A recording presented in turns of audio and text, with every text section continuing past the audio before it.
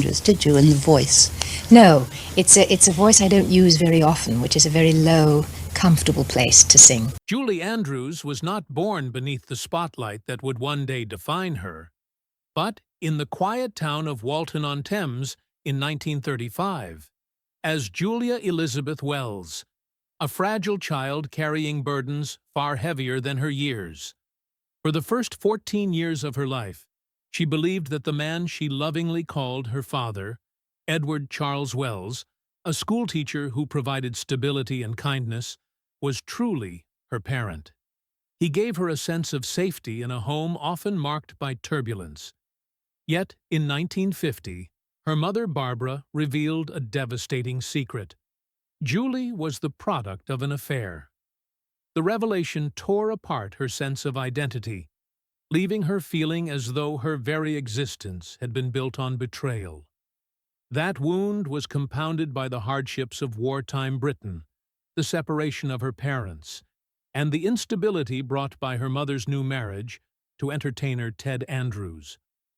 The family lived through bomb-damaged neighborhoods of London, struggling through poverty and upheaval. Amid the turmoil, Julie clung to the one gift that could not be taken from her: her extraordinary voice. It became her refuge, a space untouched by chaos, where every note was a form of survival. Even as she faced challenges no child should endure, her clear, crystalline sound rose above fear, shimmering as a promise of something greater ahead. The voice that could not be silenced. Julie's gift was recognized early. Ted Andrews, for all his flaws, understood the brilliance of her voice and encouraged her to pursue performance, creating a paradox in which her rise was shepherded under complicated circumstances.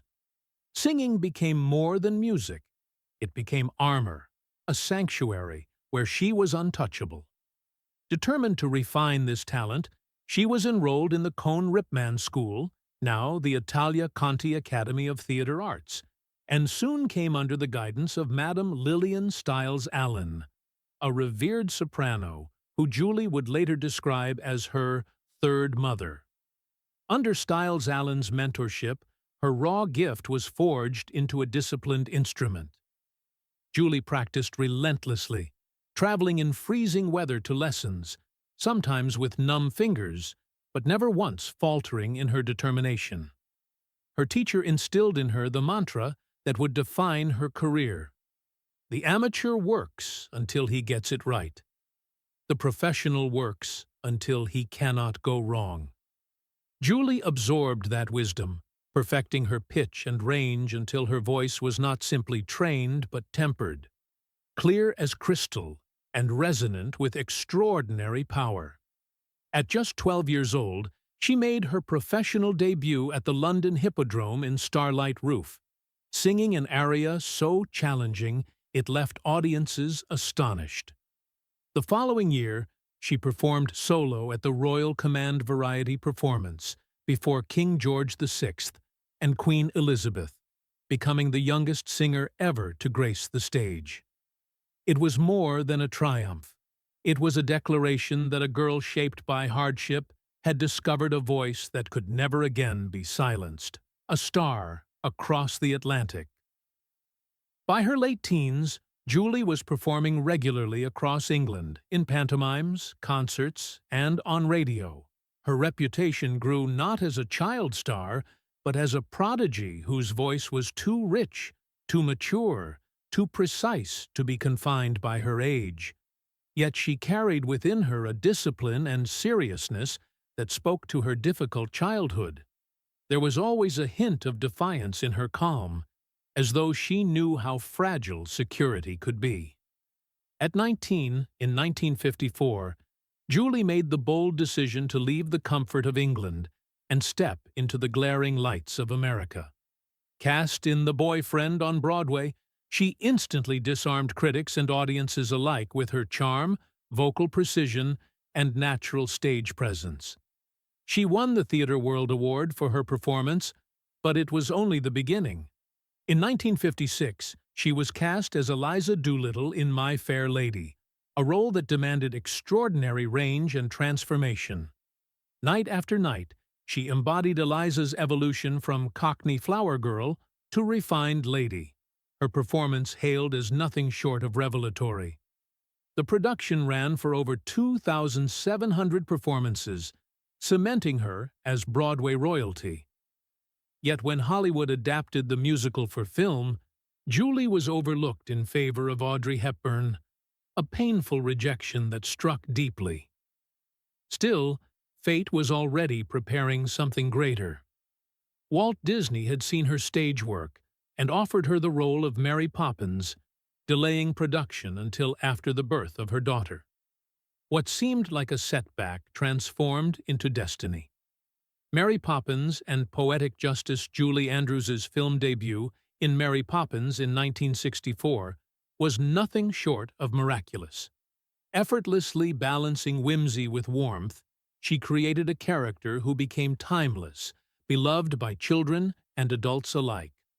Her performance earned her the Academy Award for Best Actress, a Golden Globe, and a BAFTA, triumphing in the very medium that had once denied her. The irony of winning Hollywood's highest honor for her first film was not lost on her, and while others might have seen it as revenge for being passed over in My Fair Lady, Julie embraced it with characteristic grace, viewing it as poetic justice rather than rivalry. 1 year later, she starred in The Sound of Music, embodying Maria, a role that would define her career and inspire generations. Her image, arms wide on an Austrian mountaintop, became one of cinema's most enduring symbols. The film shattered box office records, won 5 Academy Awards, and became a cultural touchstone. Behind the scenes, Julie endured grueling filming conditions, including physical strain from helicopter downdrafts during the iconic opening sequence, but never complained. She understood that true art demanded everything. By the mid-1960s, she was not merely a star, she was a global icon, her voice and presence woven into the cultural fabric of an era, searching for hope and joy. Building a life beyond the spotlight. Unlike many stars of her generation, Julie Andrews approached her career with prudence and foresight. Every dollar she earned was saved or invested, not flaunted. She purchased a modest retreat in California and a home in London, valuing stability over extravagance. In 1969, she married filmmaker Blake Edwards, with whom she would share decades of love, challenges, and resilience. Together they raised a blended family, adopting 2 daughters from Vietnam during the 1970s, and building a life rooted not just in career, but in compassion. While her professional achievements dazzled, Julie remained grounded, her life shaped by the little girl who once found sanctuary only behind a locked door. She carried that memory like a compass, reminding herself of what truly mattered. Her voice, often described as pure enough to summon angels, became both shield and sword. And through the golden years of her career, she did not merely shine. She radiated a strength born from sorrow, discipline, and grace. The voice falters. By the late 1980s and into the 1990s, Julie Andrews seemed untouchable. She had conquered stage, screen, and song, her career gilded with triumphs and beloved characters. Yet just as she reached what appeared to be the height of her powers, fate dealt her a cruel blow. A faint hoarseness in her throat, barely noticeable at first, marked the beginning of an unimaginable challenge. The voice that had enchanted royalty, defined iconic musicals, and carried her through pain and triumph began to falter. In 1997, a routine operation on her vocal cords went tragically wrong, leaving her with permanent damage. For a woman whose voice was not only her livelihood but her salvation, the loss was devastating. Julie described the experience as a kind of bereavement, the grief of losing a part of herself that had always been constant. The world mourned with her, Yet even in this shattering moment, she refused to be defined by tragedy. Instead of retreating, she reinvented herself. Reinvention and resilience.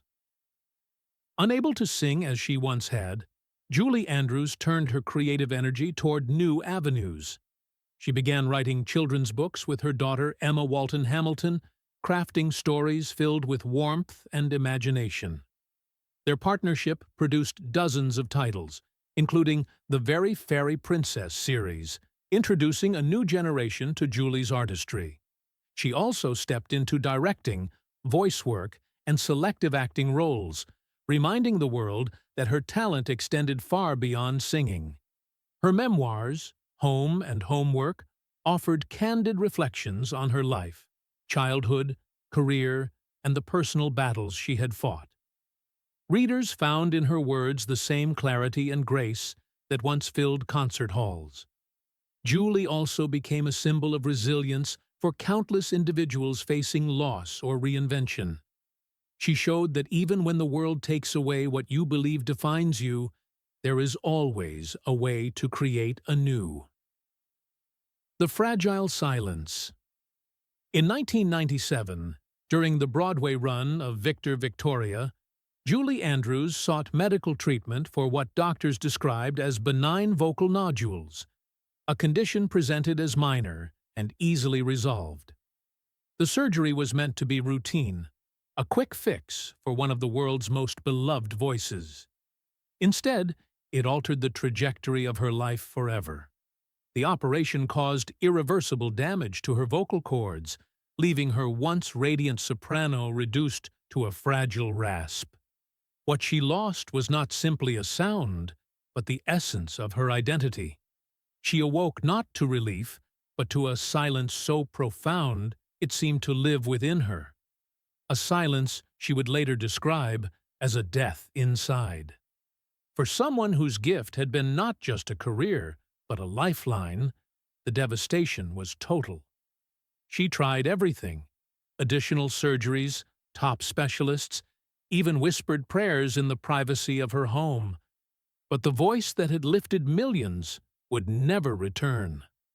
Publicly, she smiled with grace, but privately, she unraveled, staring at ceilings through sleepless nights, mourning not just a profession, but the very foundation of who she was. The Longest Grief. By 1998, Blake Edwards, her husband and creative partner, confirmed what Julie most feared: she would never sing again. Their home, once alive with melodies, now echoed with a silence too heavy to ignore. Julie would retreat into herself, falling into long, wordless stretches where she seemed less present, not angry, but lost. Her daughter Emma later revealed how painful it was to watch her mother drift into those silences, the weight of grief pressing down on her spirit. For Julie, this was not a professional setback. It was an existential crisis. Imagine being known your entire life for a light that suddenly no longer shines, she once said. Imagine looking in the mirror and not recognizing yourself without the gift that defined you. That was the reality she lived with daily. She felt stripped, almost stolen from herself. And while she carried herself with elegance in public appearances, behind closed doors, she battled an emptiness that no award or applause could fill. A fight for justice. When therapy and time could not ease the ache, she turned to justice. In 1999, Julie filed a malpractice suit against Mount Sinai Hospital and the surgeons who had assured her of safety. The claim was clear. She had never been adequately warned of the risks, never told her voice could be lost forever. The legal battle added a new layer of trauma, dragging her through months of testimony and depositions. Though the case was eventually settled in 2000 for an undisclosed amount, no sum could ever repair what had been taken. No courtroom ruling could return the voice that once soared through opera houses or enchanted audiences in Mary Poppins and The Sound of Music. What she grieved was not just a talent, but a way of existing, a form of expression that had been her survival since childhood. To lose it felt like losing life itself. And yet Julie, who had endured darker wounds in her youth, refused to surrender to despair. Reinventing purpose. From that silence, a new kind of clarity began to emerge. If her voice was gone, she would find another way to communicate. With Emma by her side, she co-authored a series of children's books, stories crafted with tenderness and imagination. These books were not simply whimsical tales for young readers. They were songs written in ink, a new outlet for a heart still overflowing with music. She discovered that storytelling could carry the same magic as song, that words on a page could nurture children in the same way melodies once had. She lent her altered voice to narrations and animation as well. Queen Lillian in the Shrek films, the regal narrator of Bridgerton, roles that proved her presence could still command attention, even in a different register. In these choices, Julie showed that while she had lost the instrument she was born with, she had not lost her capacity to move people. Turning pain into advocacy. What set Julie apart was her refusal to retreat fully into loss. Instead, she transformed her personal tragedy into advocacy. She began speaking out about vocal health, funding research, and encouraging safer, less invasive medical treatments for performers and ordinary people alike. She wanted to spare others the devastation she had endured, determined that no one else should awaken to a hollow silence where their song used to be. Her grief never disappeared, but she transformed it into something useful. Books for children, guidance for singers, wisdom for audiences. Where once she gave the world melodies, now she gave it resilience. Julie Andrews, silenced by fate, had somehow discovered a new voice, one rooted not in notes, but in endurance, a voice that carried just as powerfully as her music ever had. A love that began with pantomime. If her professional life was defined by reinvention, her personal life carried its own fragile beauty.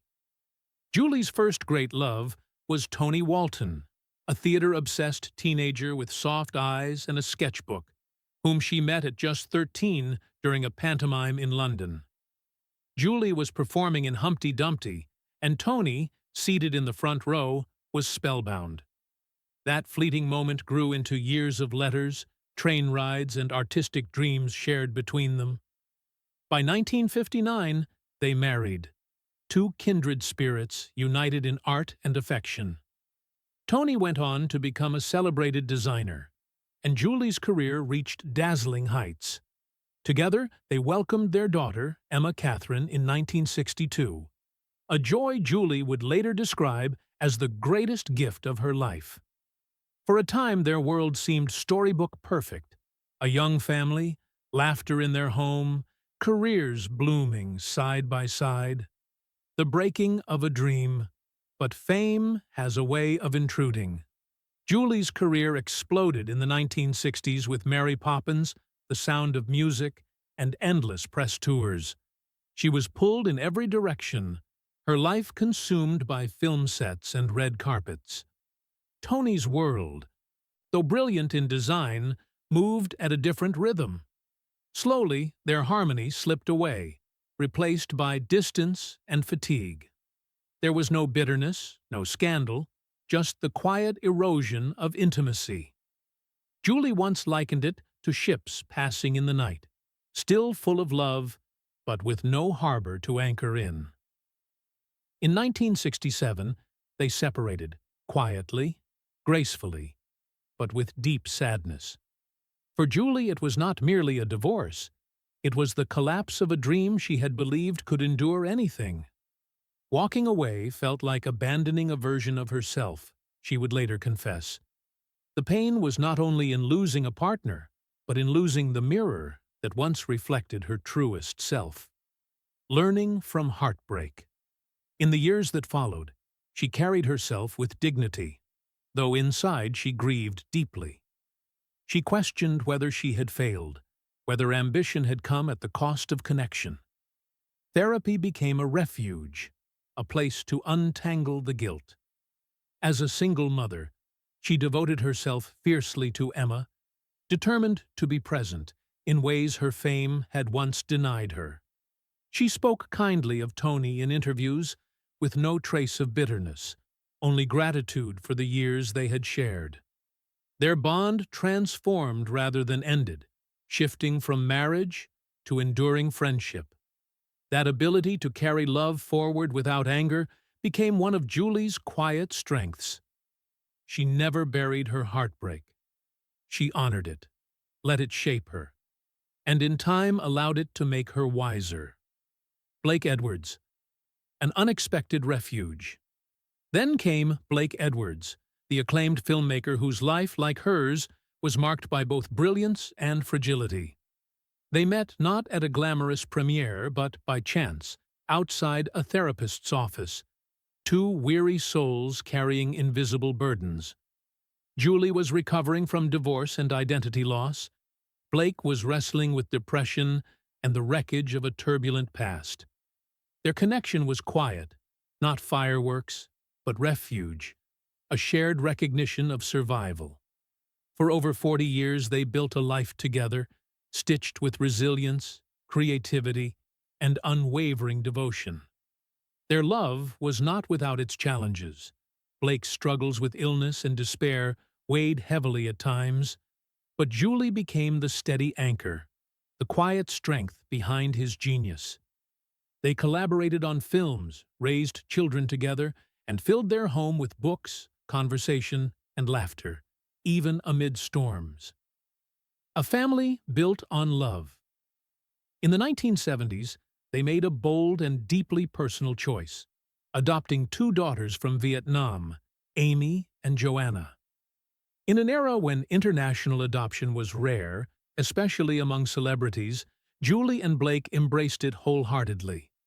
Their family became a blend of love across borders, proof that motherhood for Julie was not confined to biology, but expanded to nurture anyone she welcomed into her heart. Emma, Amy, and Joanna became her universe, grounding her even when fame and loss threatened to sweep her away. Her role as a mother, tender and devoted, was the one identity that never wavered, even when her voice and career did. Transforming pain into purpose. In the years that followed, Julie Andrews did something extraordinary. She turned pain into purpose. Rather than letting grief consume her, she redirected her creative energy into storytelling, partnering with her daughter Emma Walton Hamilton to co-author dozens of children's books. These stories, filled with warmth and imagination, became her new songs, composed not of notes, but of words. They were not simply tales for children. They were extensions of her own heart, crafted with the same artistry she once poured into performance. Andrews also discovered new ways to use her altered voice, lending it to narration and animation roles where its gentleness carried a different kind of authority. As Queen Lillian in the Shrek films or the regal narrator in Bridgerton, her cadence remained commanding, a reminder that even in changed form, her voice still held power. More importantly, she became a fierce advocate for vocal health, funding research into vocal cord restoration and supporting innovation in non-invasive treatments. Her mission was to ensure no one else would endure the devastating loss she had faced. In doing so, she reframed her tragedy as an act of service. The world may have loved her for the soaring notes of The Sound of Music, but it came to revere her for her resilience, for proving that even when stripped of one's most defining gift, the spirit can still find ways to speak. A first love lost. While her voice was a defining feature of her career, Andrews's personal life carried its own symphony of triumphs and heartbreaks. Her first great love was Tony Walton, the boy she met at just 13, during a London pantomime. Their connection bloomed quietly, nurtured by shared letters, dreams, and artistic passions, until their marriage in 1959. For nearly a decade, theirs was a union that seemed destined, blending her rising stardom with his talent as a set designer. Their daughter, Emma, born in 1962, became the jewel of their shared life.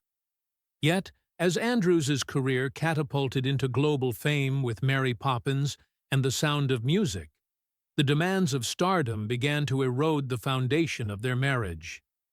Tony's world was quieter, rooted in backstage artistry, while Julie was swept into the relentless whirlwind of Hollywood and international acclaim. Slowly, the harmony between them dissolved into dissonance. She later described their lives as ships in the night, crossing paths with love, but never finding the harbor of presence. By 1967, they separated quietly, without scandal, but with profound sadness. For Andrews, it was not just the end of a marriage, but the loss of a mirror that reflected her truest self. She carried guilt, questioning whether ambition had cost her intimacy, whether fame had stolen the chance to preserve what she once believed was unbreakable. Yet even in heartbreak, she remained gracious, speaking kindly of Tony in later years. Their love transformed but never erased. From that loss, she emerged with deeper self-awareness, devoted fiercely to Emma, and determined to live with more intentional presence. A second chance with Blake Edwards. Fate offered Julie Andrews another chapter of love in Blake Edwards, the brilliant but tormented filmmaker she met outside a therapist's office. Their meeting was almost comical, two weary souls crossing paths at a moment neither expected. What followed was not the blaze of romance, but the quiet refuge of two people who recognized each other's scars. Edwards, haunted by chronic illness and depression, found in Andrews a steady anchor, while she, ever poised, discovered in him a partner who offered deep creative connection. Their love spanned 41 years, woven through with resilience, collaboration, and the challenges of caregiving and endurance. Together they created films like Victor, Cha, Victoria, and Darling Lily, blending their artistry into shared healing. In the mid-1970s, they expanded their family, adopting two daughters from Vietnam, Amy and Joanna, a decision both bold and compassionate in a time when international adoption was rare. Their blended family became Andrews's universe, grounding her even as she balanced fame and personal responsibility. Yet the relationship was not without weight. Julie carried the unseen burden of holding steady for a man who often battled inner storms, even as she managed her own cracks. Still, she never faltered in her devotion, calling him both her rock and her reason. Their love was not perfect, but it was enduring, a testament to staying through illness, despair, and fading laughter. When Edwards passed in 2010 from pneumonia, Andrews was at his side, whispering love into the stillness. His loss carved a hollow no applause could fill, leaving her untethered in a silence deeper than the one left by her lost voice. Yet even in grief, she chose remembrance over bitterness, carrying his memory as part of her bones. The weight of grief and the gift of resilience. In the years following Edwards's passing, those closest to Andrews noticed subtle changes. Her smile, still radiant, carried a softness touched by sorrow. Her laughter, once frequent, became rarer, more measured. Interviewers recalled moments when her gaze drifted into the distance, her silences speaking louder than her words. She admitted that grief never leaves. It becomes part of your bones, shaping posture, voice, and presence. For Andrews, grief was not hidden but woven into her being, coexisting with grace and wisdom. She no longer spoke of fairy tale romance, but of real love, complicated and enduring, the kind that teaches resilience even in loss. Her love stories were not cinematic illusions, but human truths, marked by imperfections and raw beauty. In this, she became a beacon for others navigating their own sorrows, showing that dignity lies not in denying grief, but in allowing it to live beside you without diminishing your spirit. She emerged from heartbreak not diminished, but deepened, embodying a grace forged in loss and an endurance that resonated far beyond her performances. A life of legacy and quiet influence. Now in her 90s, Julie Andrews has gracefully redefined her life beyond stardom.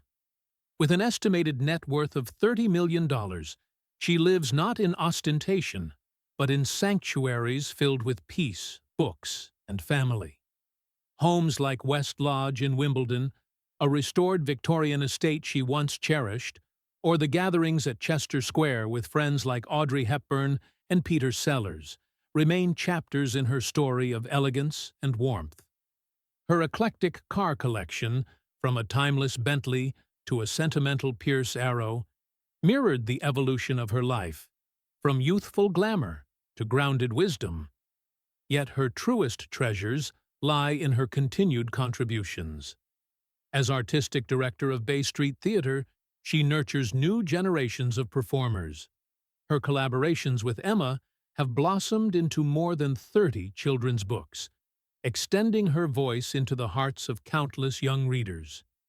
Even her altered voice has found purpose, shaping beloved characters in animation and narration, carrying warmth and wisdom instead of soaring notes.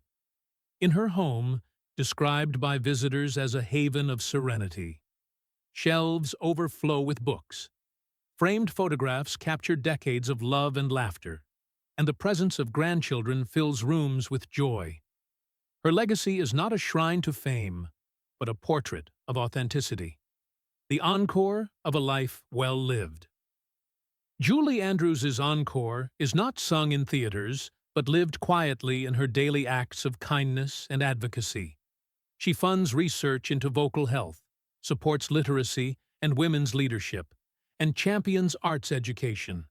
She shows up in classrooms and community theaters, not for headlines, but for impact. When asked how she hopes to be remembered, she replied with humility, for kindness and for making someone's day a little brighter. In those words lies the essence of her story, not the perfection of pitch, but the perseverance of spirit, not the applause of millions, but the quiet resonance of a life lived authentically. Her journey teaches that loss does not define us. How we rise after loss does. She has moved from song to story, from stage to sanctuary, from public icon to private sage. Julie Andrews remains, not fading but glowing, her legacy etched not only in the roles she played, but in the woman she became. She is proof that even after the curtain falls, the music of a life well lived continues to echo across generations.